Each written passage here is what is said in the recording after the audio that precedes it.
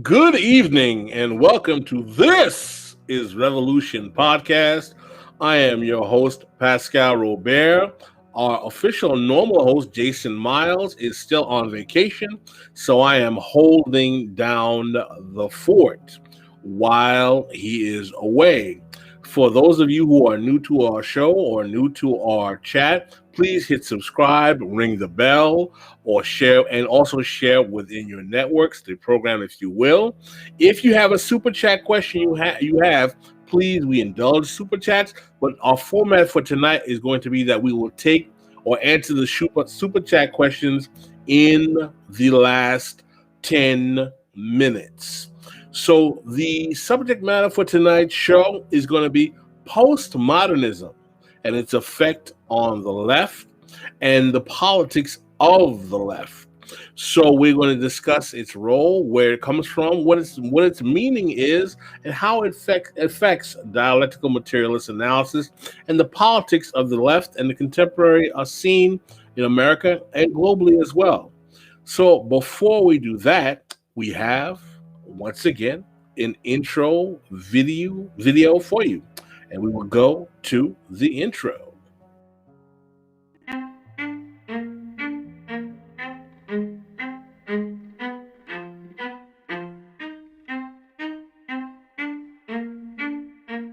The thing about the postmodernists, and I'm going to speak mostly about Jacques Derrida because I'll consider him the central villain. When we spoke in Paris and you did that improv in the apartment, you said something offhand. You said, "It's very American of you, Amy, to just sort of give me a topic and ask me to speak." What did you mean by why would it be very American? What struck you about that? Parce que l'expérience, alors, ce que je veux dire par américain ici, évidemment l'usage du mot américain est peut-être un peu abusif, bien sûr. Ce que j'appelle américain ici, c'est deux choses. L'une qui est un peu abusive, l'autre qui l'est moins. Ce qui est un peu abusif, c'est l'attitude utilitaire, manipulatrice. Voilà, on a besoin de ça, do it. Sur tel terme, allez-y, action. Alors évidemment, tous ceux qui font du cinéma font ça. Mais le cinéma, c'est américain, vous savez. Le cinéma est plus américain qu'autre chose. Aujourd'hui, l'expérience mondiale du cinéma est largement, comme vous le savez très bien, largement commandée, qu'on s'en réjouisse ou qu'on s'en plaigne, commandée par quand même la culture américaine. Bon, ça c'était la chose, comment dire, abusive, l'usage abusif du mot américain, l'usage un peu vague du mot américain. L'usage moins vague et moins abusif, c'est que souvent, dans l'université américaine, et déjà la première année où j'y étais, en 1956, j'ai remarqué ces situations, à la fois sociales et académiques, où quelqu'un demande à quelqu'un d'autre, ça peut être un professeur à un étudiant, ou un étudiant à un professeur, ou un étudiant à un étudiant, et « Could you elaborate on this thing? Could you elaborate ?» Voilà, je te donne un mot et go and work, ok? À partir d'un mot, elaborate. Et aujourd'hui encore, des étudiants américains, during my office hours, they just come and say, could you tell me more about this or that? Could you elaborate? Et ça, ça se ferait pas en France, par exemple. C'est exclu encore. Que quelqu'un dise à quelqu'un, alors, pouvez-vous elaborate? Je ne sais pas comment dire ça en français. Je ne dis pas que ça n'arrive jamais, mais c'est beaucoup moins fréquent et beaucoup moins probable. Ça arrive quelquefois, et ça aussi c'est américain, c'est américain au premier sens abusif dont je parlais. Ça arrive dans les interviews radio, télévisées, où des journalistes pressés et utilitaires, des journalistes manipulateurs, pensent qu'on peut demander à quelqu'un, parce qu'il est philosophe, parce qu'il est professeur de philosophie, de tout d'un coup parler de l'être. Comme si on appuyait sur un bouton et puis qu'on avait a ready-made discourse on being or love. Non, I have nothing ready-made. Okay? Donc il y a un sens abusif du mot américain qui concerne toutes les attitudes cinématographico-journalistico-manipulatrices. Et puis il y a un sens plus strictement américain qui fait référence à cet usage qu'on a dans l'université de demander à quelqu'un to elaborate.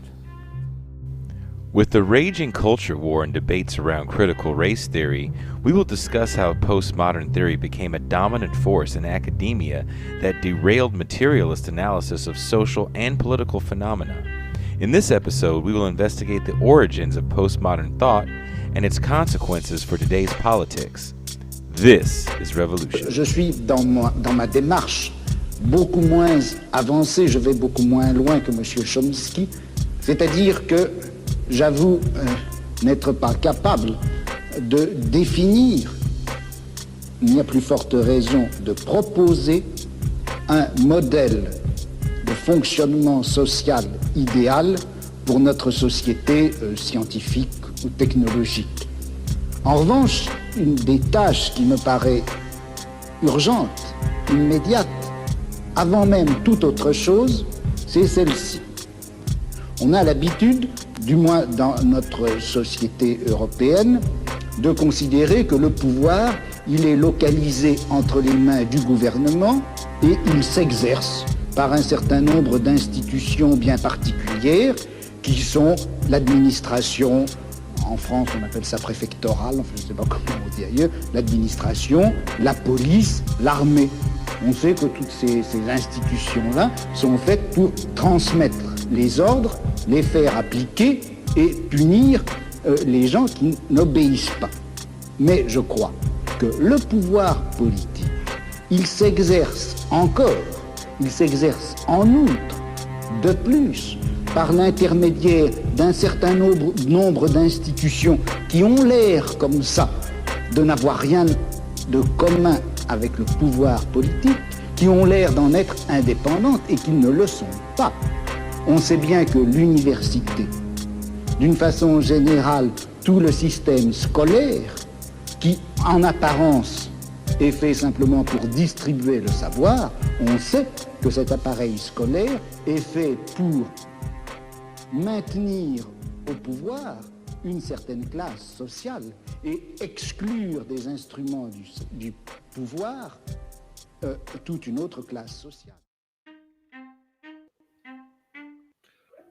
Well, all right. Another great intro. Well, we're going to introduce our co-host.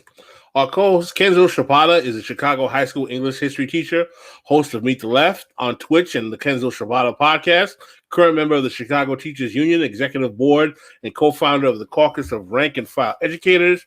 He's written for In These Times, The Nation, Jacobin, Salon, Huffington Post, New Politics, and is former editor-in-chief of the Chicago Union Teacher, and he has a master's degree in public policy from Northwestern University. Let us welcome again Kenzo Shibata to the show. Thank you so much, Pascal.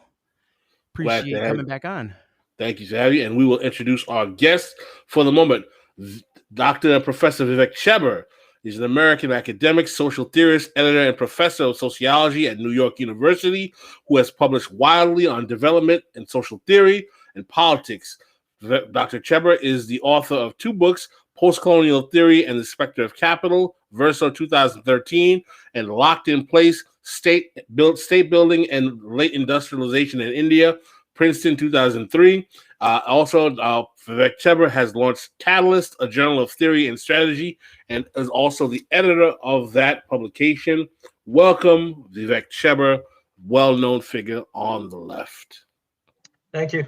Thanks for having me, you guys. In general. Great meeting you. As you to put this in proper context, as we like to do for our audience in our chat, Professor Chibber, can you explain to us what is, if you can give us a definition, because it will be the first time, what is postmodernism? Where does it come from? What are the basic tenets of this philosophical tendency, if you will? Well, maybe I should do like Derrida in your intro and take 6 minutes and say absolutely nothing. I like it. I like the heat. There's not a precise definition of postmodernism or its cognates like post-structuralism or even post-colonialism. These are more conventional terms which people use in a variety of different ways.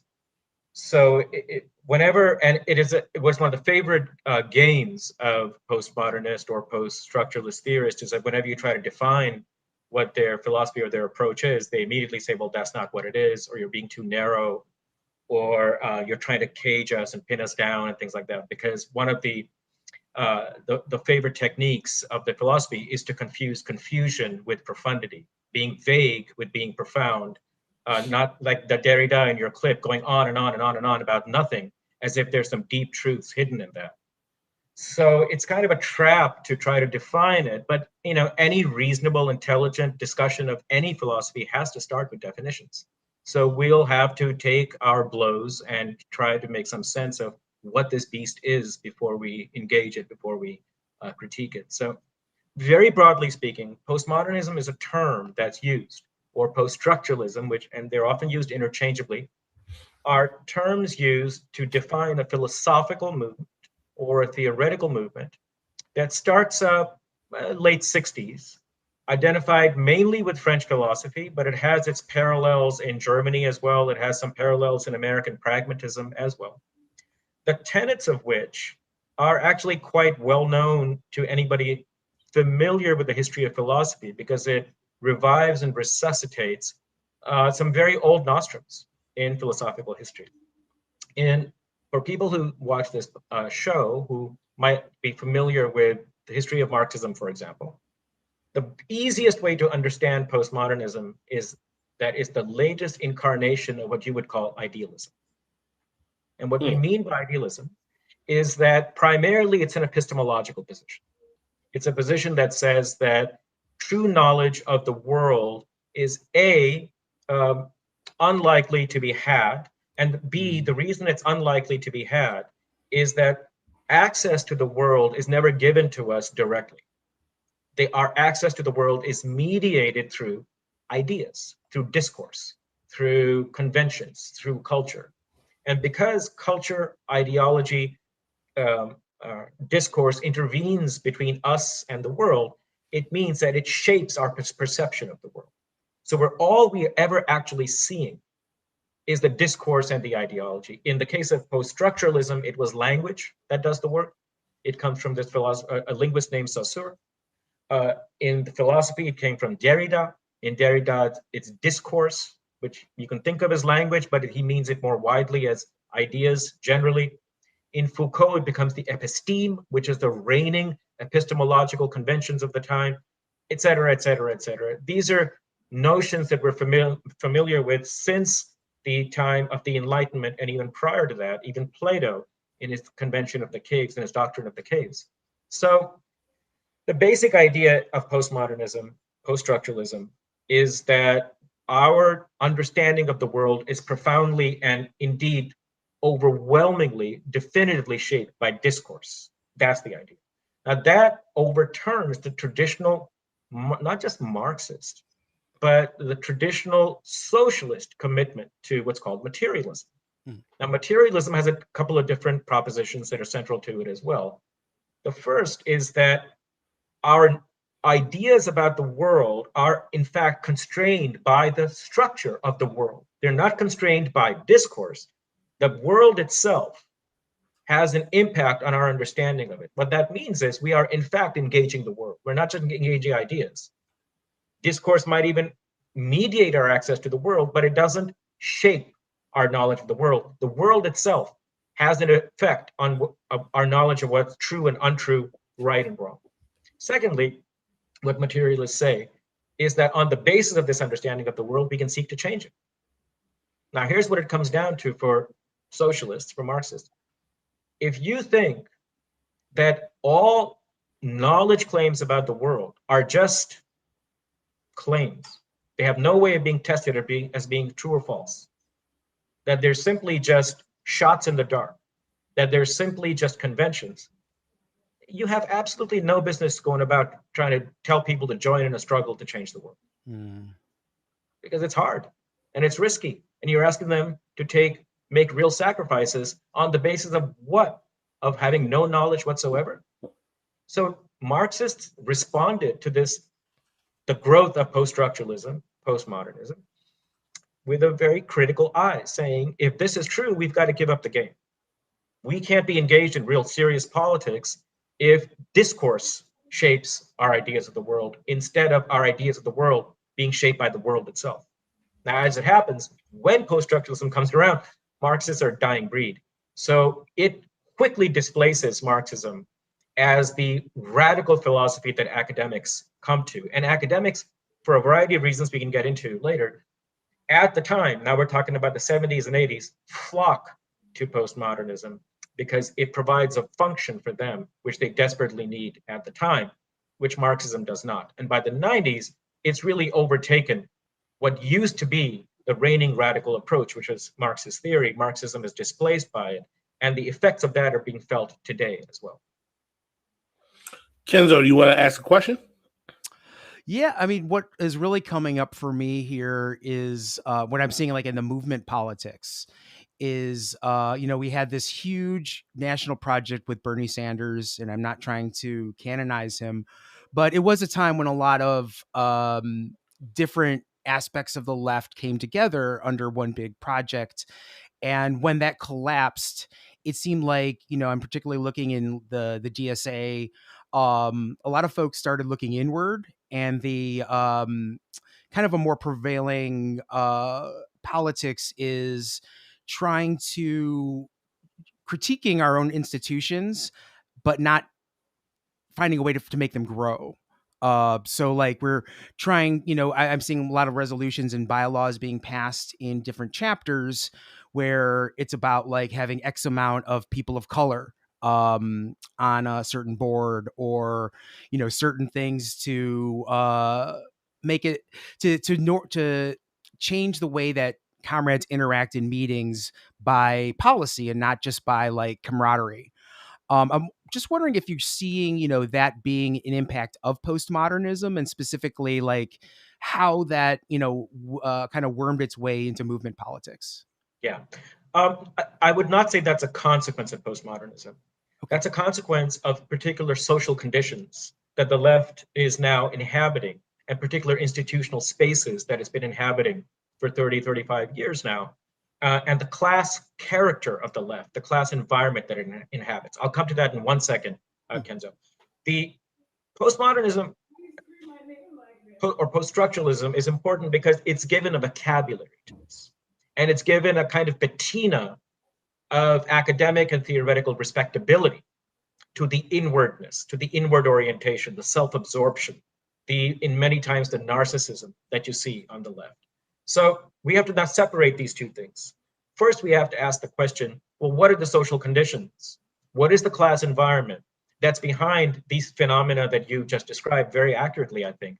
This obsession with process, the constant inward orientation, the way the meetings turn into therapy sessions for everybody, the way politics is judged by how it makes me feel, not by what it accomplishes, these sorts of things.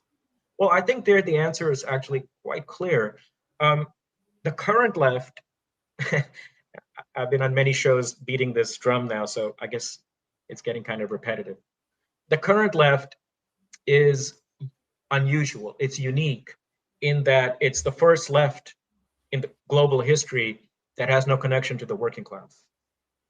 It's entirely an artifact of professionals, academics, some school teachers who increasingly are proletarianized. We shouldn't call them professionals, but software engineers, young people who are college educated and are looking for jobs with a college degree. These sorts of people were on the left in the 30s, 40s, 50s too, but they didn't define it. They were disciplined by the trade union movement, by the working class, both Black working class and white working class. And they had to enter the political culture in which working class people were engaged in politics to get things done. And if you wanted to go on and on and on and on about your feelings and how your what your psychological condition is today, you're told, go home, get your shit together, and when you're ready to come back and do your politics, we'll have you back. But we'd really like to talk about how to organize the strike, how to organize this march, how to make our demands understood, how to bring more people into the movement, and how to make it more powerful. That was the culture. So if you were an academic and you came to the left, you were expected to essentially acclimate to the political culture of a working class movement. What happens by the 1980s in the United States is that trade unions are largely destroyed, or they're at least in retreat and on their way to being destroyed. The civil rights movement is dead, and yet now you have a black political kind of professional class that's becoming the spokes agent for black demands, and is turning those demands, which were very much working class demands, into demands for professional advancement, for more capital, for more loans for community development, the kind of things Adolph Reed has talked about and written about. The entire left discourse is overtaken by the middle class. And so what happens is, now this is a class for whom economic demands, class demands don't really matter that much because it's doing okay for itself economically. So two things happen. The demands of the left increasingly turn into demands around discrimination, microaggressions, cultural expressions, language, culture, these sorts of things. Everything but the economic demands, which not just somehow on the left we think today, this is what white people do. People of color for all the 20th century, their primary demands were political representation and economic rights. These always came together. That's gone by the 80s, whether you're black or whether you're white. So the first thing that happens is the demands turn into discrimination demands, anti-discrimination demands, cultural demands, these sorts of things. The second thing that happens is, if you're middle class and you're coming to these sorts of things, these movements, these organizations, for many middle class people, this is something you do in your off time. After you come back from work, you do it as a hobby. You do it as a kind of moonlighting thing, which means, you're happy to do it, but you don't have to do it. So people come and go. And these groups shrink. They become smaller and smaller and smaller. And the only space in which they are actually able to survive is universities and institutions around universities. So now what happens inside these spaces? The discussions become heavily accented with academic jargon. The concerns become the concerns of academics. And the culture becomes the culture of academics. Who comes to academics? Mostly social misfits. People who just bury their heads in books all the time. Most of them are unhappy people. And they come to the left as a solution to their middle class unhappiness. And that's the inward turn. That's when you've come to the left because you're unhappy in your middle class life. Unhappy in your middle class life. And you want to know, why am I unhappy? And that's why the meeting is not judged by its ability to change the world. It's judged by its ability to make yourself inhabit a better space mentally and psychologically. That's the material social basis for everything you've described. It's not just after Bernie's movement died down that this happens. I saw this happening in the 90s.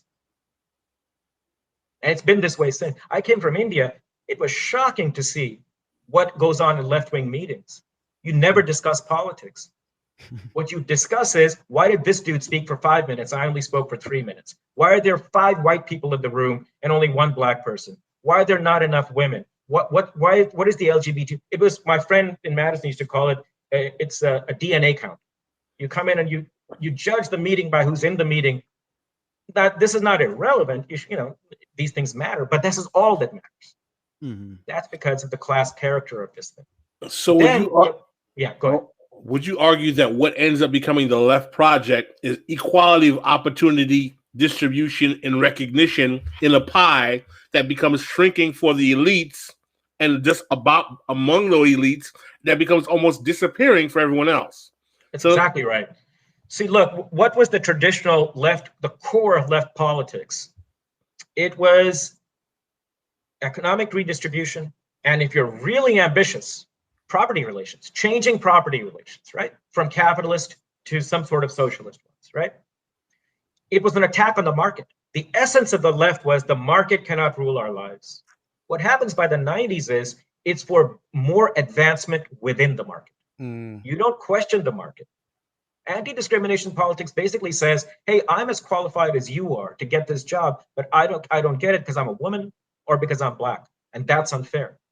What socialists said is, why do you have to be dependent on the market in the first place? Why do you have to be dependent on the labor market in the first place? We want everybody to have guaranteed the necessities of life, to housing, to medical care, to a job, et cetera, et cetera. What anti-discrimination politics, Pascal, of the kind you've described, says, I'm not going to question the fact that we all have to fight against each other in the labor market. What I want to know is, why am I disadvantaged in the labor market because of my color? Now, that's a legitimate demand, but it's a demand of an upwardly mobile Black class, an upwardly mobile section of the Black population, not of the Black working class. The Black working class, discrimination matters. It's one of the things that they care about. But they also care about, hey, there's no jobs in Detroit. There are no jobs. There's no jobs in Cleveland. We need to make that the issue. So this is how very quickly it changes. It's about getting a bigger slice of the pie, not about the way the pie itself is baked.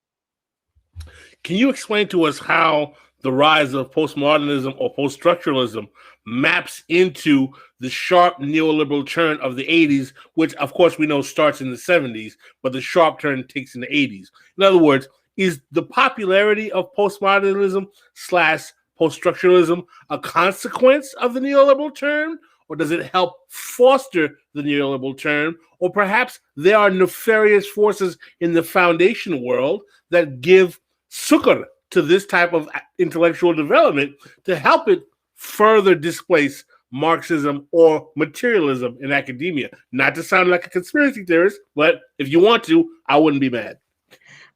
Well, claims about the foundation world aren't conspiratorial. Those are institutions.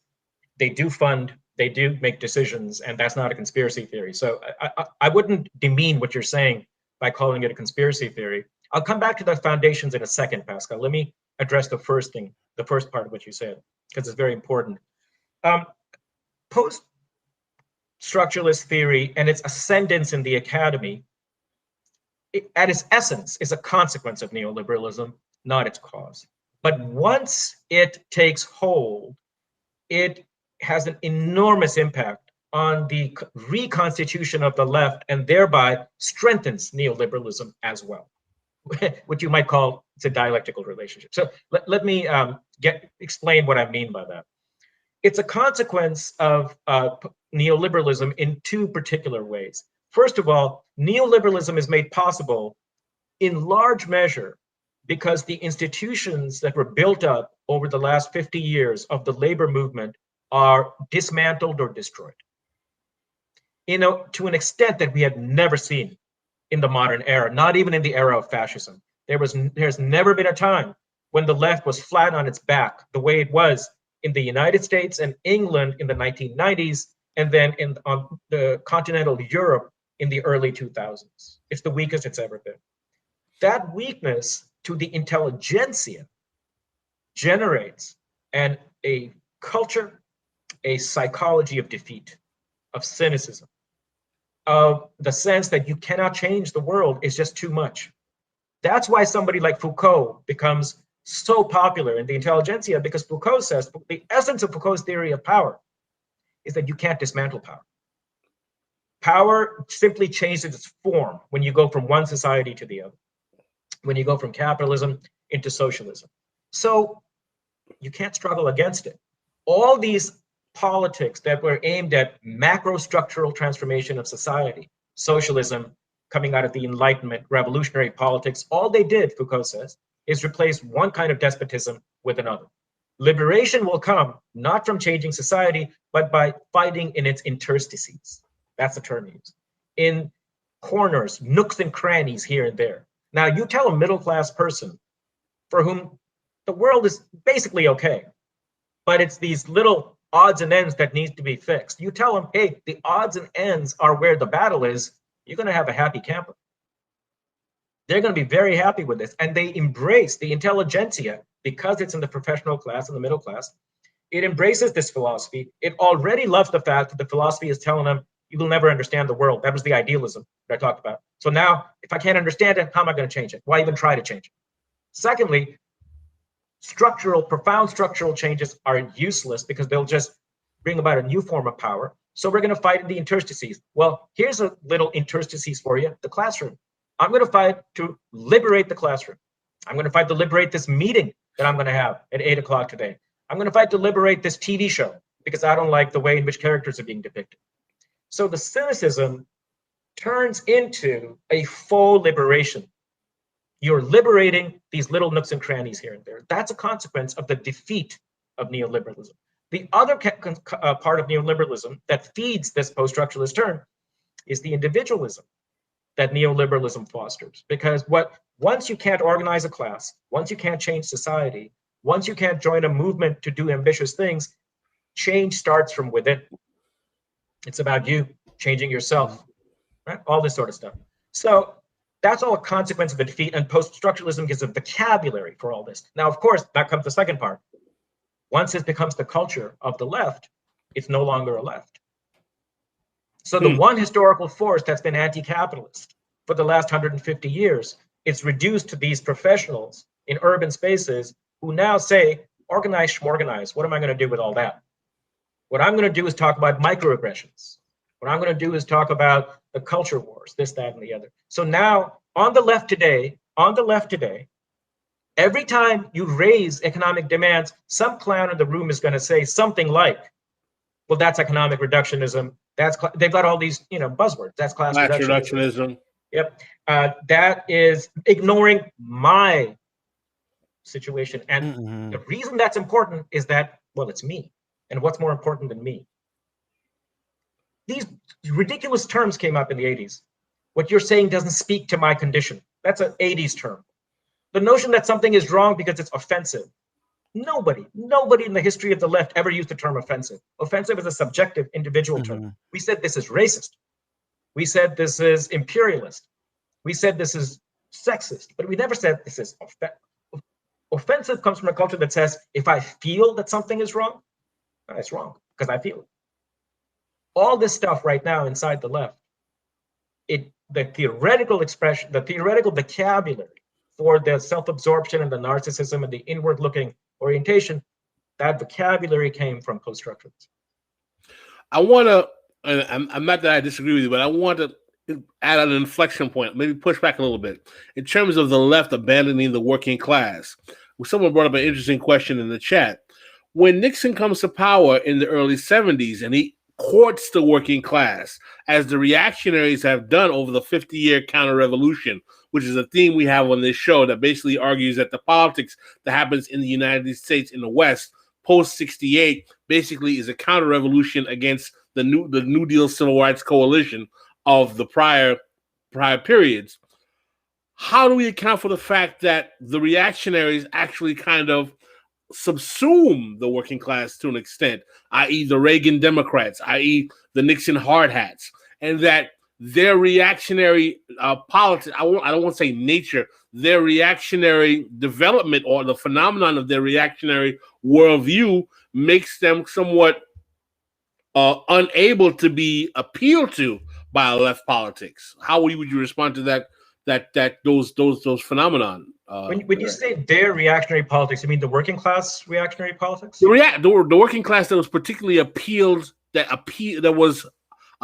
to by the reactionary right, i.e. Nixon, i.e. Reagan in the early 70s, and some would say even maybe Trump. I don't think it's a surprise at all, Pascal. The working class wasn't made by God in the form of an angel. It's ordinary human beings who are every day being socialized and being shaped by all sorts of forces culturally.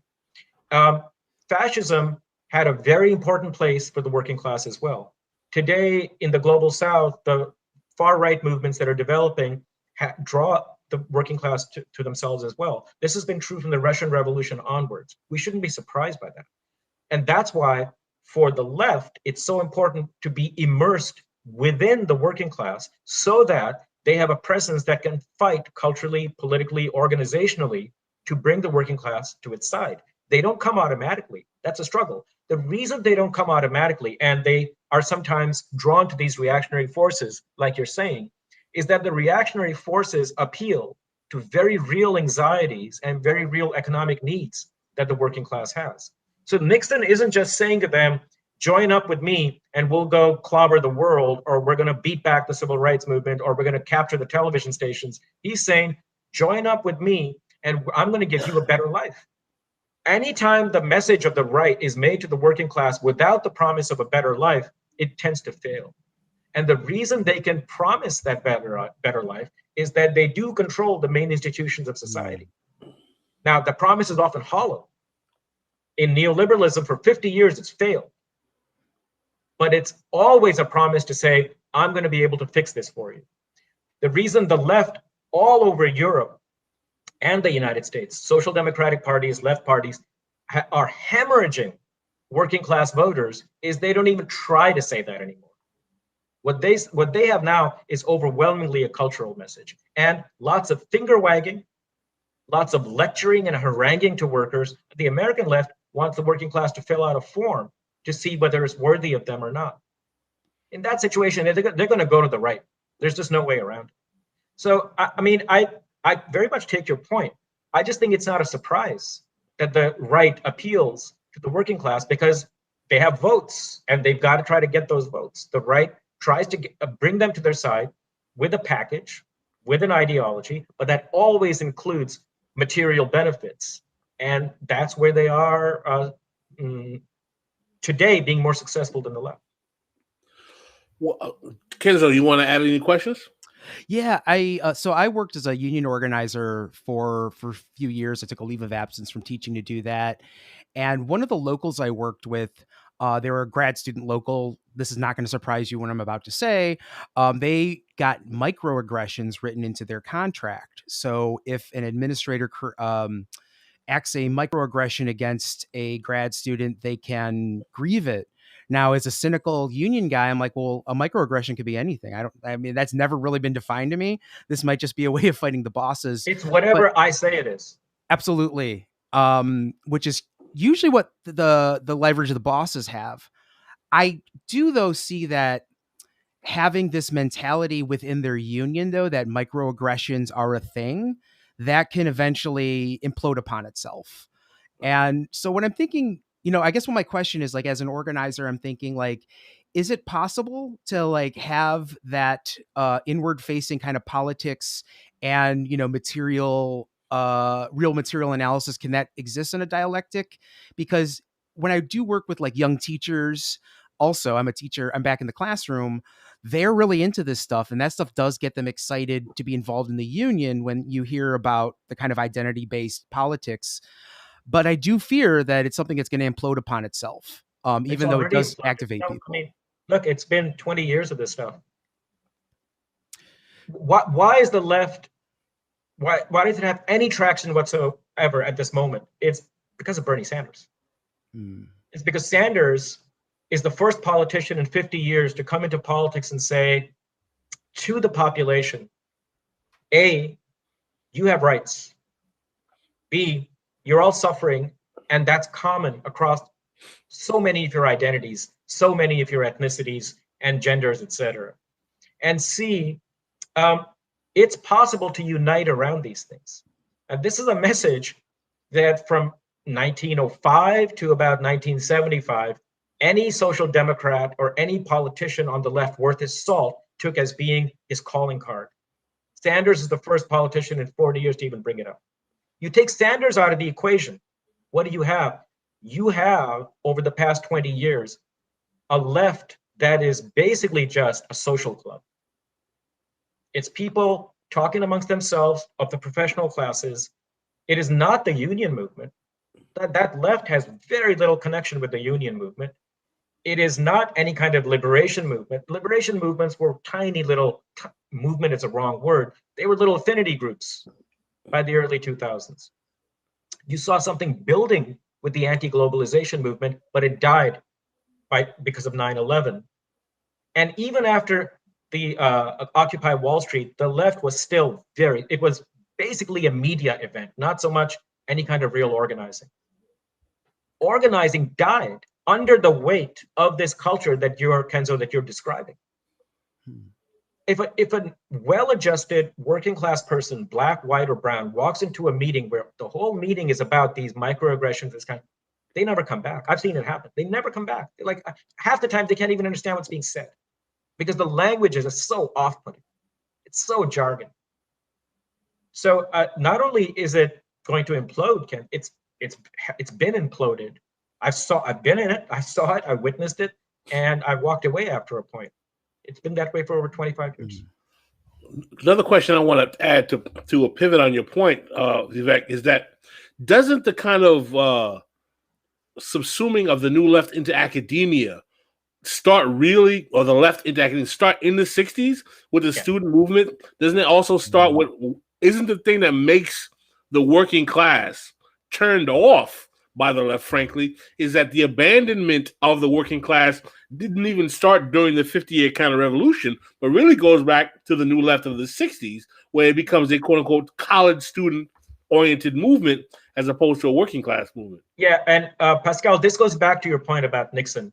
One of the things Nixon is drawing on in his campaigns is pointing to these hippies and these countercultures and saying to American workers, they hate you. They don't appreciate you. They're against it. It was a kind of incipient version of MAGA that Trump was working on. And it was drawing on this phenomenon of the left becoming associated with educated elites. Now, I want to just temper that a little bit, what you've said. What happens in the 60s, I think, is that SDS is the emblem of the student movement. And it has, tens of thousands of members, over 100,000 members by the mid-60s. The thing about SDS is, though, there's a big chunk of it that recognizes that, look, if we're just going to stay on these campuses, we're going to die out very quickly. And a stream within it, several streams, some of them Maoists, some of them Trotskyists, some of them Black liberation people, they go to join the working class. So they are recognizing that we can't just inhabit these spaces for upward mobility. Problem is, they go out into the working class 68 to 72, 73, right at the time when manufacturing is starting to die off. So you get the Maoists going to Detroit and joining the auto unions just in time to all get laid off.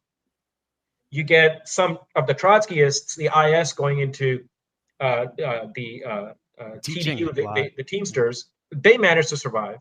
There's all these other sectors where they go and they get deindustrialized. That severs a link that could have been forged between this new left that's coming up and the working class. Once that link is severed, now we're talking about the mid-70s. Once that link is severed, now, Pascal, the process you're talking about really takes hold. And that is absolutely where the left dies. If you wanted to McCarthy had it all wrong. You didn't need all this Red Scare and all this. If you wanted to kill the left, just give it jobs in the university. They'll kill themselves within 10 years. Within 10 years, they'll be gone. NGOs that's too. What happened. That's what happened. Mm. What do you think about the work of people like Edward Said's Orientalism as part of the postmodern world, replacing materialist critiques of imperialism with critiques that are discourse that can coexist within global capitalism? Well, 2 issues ago in Catalyst, I had an article on Said called Orientalism and Its Afterlives. Whoever asked this question, I recommend that you go there. In there, I presented a criticism of Said as an important figure intellectually, but whose Orientalism as a work, I think, did great damage because it was funded. In its essence, the argument was not only flawed, but self-defeating, contradictory. So I think as an analytical work, it's very weak. In terms of damage, absolutely. It did untold damage. Now, Said can't be faulted entirely for that because, he publishes a book. What people do with it, that's their business, not his. But he did fuel and give license to the way in which his book was used and the fundamental way in which his book was used, primarily. It wasn't just the fact that it fueled post-structuralism. Lots of books did that. Said was the figure who made it respectable for, on the left, to bash Marx as a white imperialist and Marxism as a Eurocentric theory. I entered grad school right at the time that this was starting, and I was still only a few years out of India.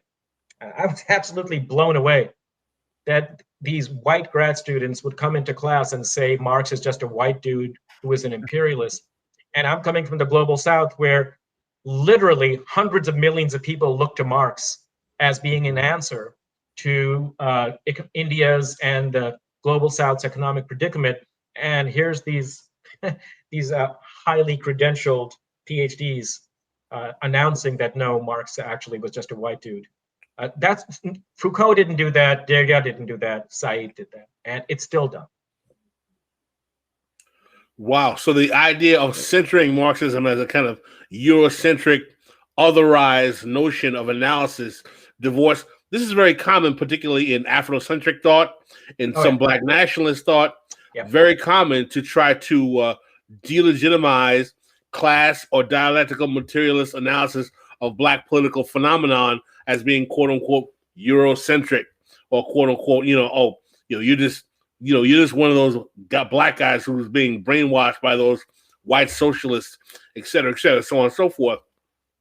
What's particularly fascinating to me personally is that the utility of Marxist or class analysis, for me as a Haitian American, stems not so much from me being romanticized about Marx, is that I've seen how class amongst Black people shapes the actual material reality of life in a country like Haiti, and understanding that class analysis and dialectical materialism cannot be escaped from analyzing the reality of that country. So every time I hear Black folks say that Marxism is a white thing, I was like, please show me one place in the world where Black people are not betrayed by a comprador elite or a colonial bourgeoisie or a Black political class. I mean, think about this, Pascal. We are now 40 years out of African independence, 50 years in many cases.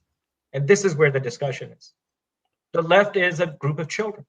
You're having to tell people on the left, hey man, you really think that in sub-Saharan Africa, there is not a Black ruling class? Look at South Africa right now. Look what Jacob Zuma is doing. Look at the way he's criminalized politics. You think this has nothing to do with material interests? Look at India, a post-colonial country. Look at Latin America and their landed elites and the dictatorships that they've fostered. You think this is the white man? The American left right now is the equivalent of a child when you have these discussions. So this is just to not only to affirm what you're saying, but to say you don't know what to do. You don't know whether to shake your head or what, because these are the easiest questions in the world, and we're still stuck on these questions. We can't even get to the hard questions about devising strategy, about an economic program, about how to deal with global debt, about how to deal with climate change. We're still stuck on, if a white guy says something, could it be true? I mean, that's the left. Kenzo, you have any follow-up questions?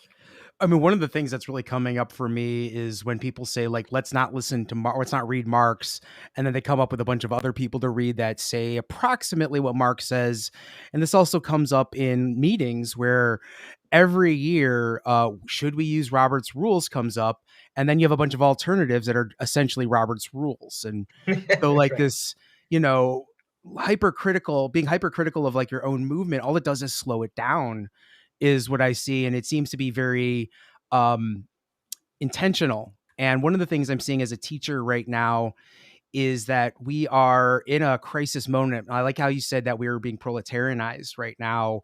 And we are in this crisis moment where we have to decide, are we part of this professional managerial class that doesn't want us anymore, that wants us going into classrooms without proper ventilation by the stroke of their pen, or are we going to, organize amongst the working class?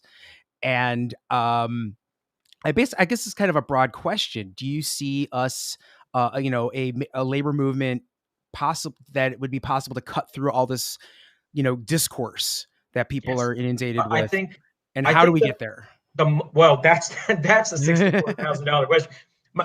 Look, this stuff cannot be sustained if you're in a milieu where people's lives are at stake, where they're trying to get healthcare, where they're trying to get jobs. They enter into a room, and this kind of bullshit is what passes for discourse. They will either run out of the room screaming, or they will kick you out. This stuff will, if the left becomes once again connected to the lives of working people, the way Sanders says, it needs to be, you will see a lot of this stuff fall by the wayside. We are, I think, in a moment today that is much better than anything even 5 years ago, because we're at least posing the question. Kenzo, the way you brought up these questions weren't even raised 5 or 6 years ago. You couldn't even bring them up because working class is a construct. It's just white people. This is just class ideology. It's Eurocentric. It's unions are phallocentric, heteronormative institutions, all this kind of stuff. So the fact that we're talking about it's a positive step, but it's going to take a long time. And the reason for that is the left right now doesn't even have a good understanding of what the social geography of the working class is. Where do we go to organize? We don't have a template. Which city should we target? You know, if you look at the communists in the 1930s, they said, we're going to go into Detroit, into Chicago, we're going to go into Cleveland, we're going to open up we're going to rent 5 buildings, we're going to have 10 cells that are working there, and you have to report back on how that's being done. That's a level of specificity that inside the DSA or inside, if the DSA isn't the organization, some other one, that's where you have to get to. Where we are right now is at the position of rediscovering the importance of politics as opposed to theater, and generating a vocabulary and a framework for engaging in politics. That's where we are. If we get to the point where a critical mass of the left comes together, a few thousand people, and says, enough of this bullshit, let's have a meeting and decide where we're going to organize workers, instead of simply reclassifying ourselves as workers, which is what academics love to do. We're going to go, where are we going to organize the workers? How are we going to do it? That's when this solution that you're pointing to, where all the jargon and the discourse falls away, that's when it'll happen. As long as the left is primarily located within the working class, it will never happen. Never. Okay, we have some super chats we'd like to go to. I think I know the answer to this question. This is from Jim Vernon. I'd love to hear Vivek's thoughts about the theorization of blackness or other forms of racial alterity in the postmodern humanities. Well, I think it's mostly bullshit. There's not much to theorize in blackness, first of all. What you can theorize is the conditions behind the oppression of Black people or other ethnicities or races in this. But blackness itself, somebody has to show me what the theoretical profundities of blackness are. What is it that's hard to understand about it? First of all, how do you have a universal definition for an identity that's not necessarily universally applied for people who may or may not refer to themselves as Black? Yeah, it just comes down to some very obvious truisms. So, but what you get is, because these departments need to justify themselves, you get an enormous amount of hot air and new neologisms and a vocabulary that every 5 years you replace the same idea with a new word. This kind of stuff happens. So I'm sorry if this answer is a bit vague, but if the question is posed more specifically, I'll be able to answer it. But the basic template of my answer is it's mostly just hot air, this theorizing of alterity and blackness. Second question. Isn't the New Left a product of the war on labor that starts with Taft-Hartley in 1947, is followed by McCarthy purge of the 1950s and the FBI intervention? In important ways, yes. And I'll tell you why. The New Left comes about because the old left is destroyed. And that was a huge historical tragedy. I think something like the New Left would have happened anyway, because the New Left is a product of deep changes within American society, and in particular, the explosion of universities, and then the degeneration, I should say the further degeneration of the Soviet Union, and the efforts on the left to extricate themselves from the kind of orthodox official communism that the Communist Party had. I think that would have happened anyway. But what McCarthyism did that was so important, and I think in this show, it should be noted that it was so important, it destroyed the organic connections that socialists and communists had with the working class in America. And in particular, it just destroyed an enormous cadre of Black communists who had been trained by the CIO, by the Communist Party, who were dedicated to Black working class politics. They were driven out of politics. And it was then the Black New Left, the Black Power movement, the civil rights movement that starts building it up again. And that part of it implodes, and part of it is thrown into jail. The cops kill them off, or they're deindustrialized. But that incipient rebuilding of the Black left was absolutely devastated by the late 1970s and 80s. And that was part of the larger devastation of the old left. So all you have now is this new left and its infirmities and its weaknesses, and we've never been able to come out of it.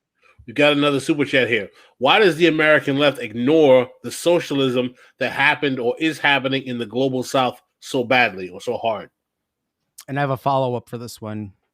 That's a loaded question. It all depends on which countries you think you're talking about. My experience with the American left is because they're mostly students and professionals, they're more interested in what's happening in other countries than what's happening in their own backyard. In the 80s and 90s, you could get 200 people in a meeting about El Salvador or Indonesia, and if there's a strike in Decatur, Illinois, that you tried to get people to come out in solidarity for, you'd get like 3 people.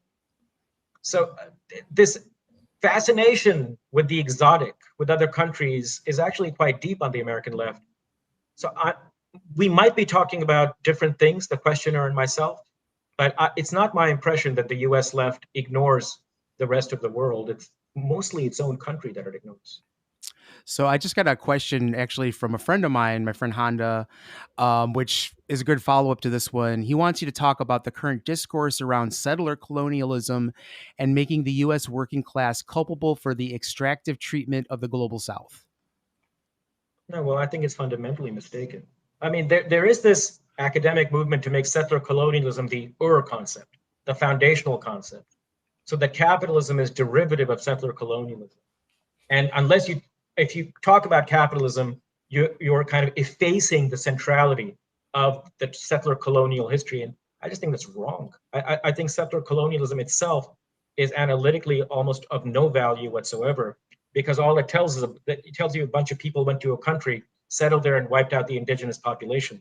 That in itself doesn't tell you anything about the economic structure that follows. The economic structure in some countries was capitalist, but in Algeria, it was not. It took 200 years for Algeria to become capitalist. So in and of itself, analytically, it goes absolutely. Is this Honda Wang, by the way? Yes, yeah. You know Honda? Hi, Honda. Yeah, he's a student of mine. Oh, awesome. Many eons ago. So I think Honda wants, I think he has a sense of what I was about to say and wanted me to say it. So no, I think as a concept, it's analytically null. It's a historical fact, but it's analytically null. I also don't abide by the fact that by the claim that the American working class, how was it that you put it, Kenzo? The American working class what? Let's see. U.S. working class being culpable for the extractive treatment. No, that's absolute nonsense. Culpable. It's one thing, you can try to make the argument that they benefit from it. You can try to make that. And I think that argument is wrong. It can be shown to be wrong, but it's not on its face absurd.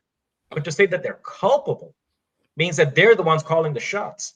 What world are you living in if you think they're culpable? That makes no sense whatsoever. If that's true, then Black Americans are culpable too. Yeah, you don't want to get into all of the various details. We are coming down to the last few seconds before our hour. Vivek, we've already had an hour of time discussing these issues. Now, the question I want to ask you, first of all, do you have any works, articles that you would like to promote while we have you here now? And also, would you be willing to come back and talk about further analyses on issues of this nature at some point in the future? No, I wouldn't want to pimp out any of my work. If people are interested, they can just, they can go to my website. I have my CV on the website, or they can Google me or something. But I've already I feel bad that I already said you should go read one of my articles. It's a little embarrassing, so I wouldn't want to say anything more beyond that. But coming back, sure, I'd be happy to. This is an important show, and I think what you're doing is important. Thank you very much, Vivek. We appreciate that. So Kenzo, do you have anything that you want to promote? Anything at all besides your shows? Yeah, this Sunday on twitch.tv/class time at 6 p.m. Central, we're hosting Meet the Left. Vivek, I'd love to have you on sometime as well. I'd like to reach out sometime about that, where we host a 3-person panel show, all going over the weekly news from the left. We have Alderman Byron Sigcho this week, Chicago Socialist Alderman, as well as Aaron Thorpe, who's a writer and an organizer. And it's going to be a great show. Kenzo, good luck with your organizing. I'm very, very happy to meet you on this show. And I'd be more than happy to discuss come on your show, but also just to talk sometime later. I'd love what's going that. on in Chicago is very important right now. Vivek, we'd love to have you on again, and we'll reach out to you to do so. Thank you for coming on. Subscribe to the show, become a patron, send us some super chats next time we're on.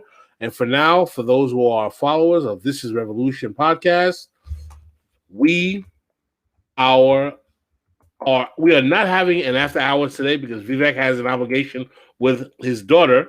So she's going away to college tomorrow, and I actually interrupted our last evening to do this. So I'm already in the shit house with her, and I can't ask her anything. No problem, Vivek. We are out. Thank you.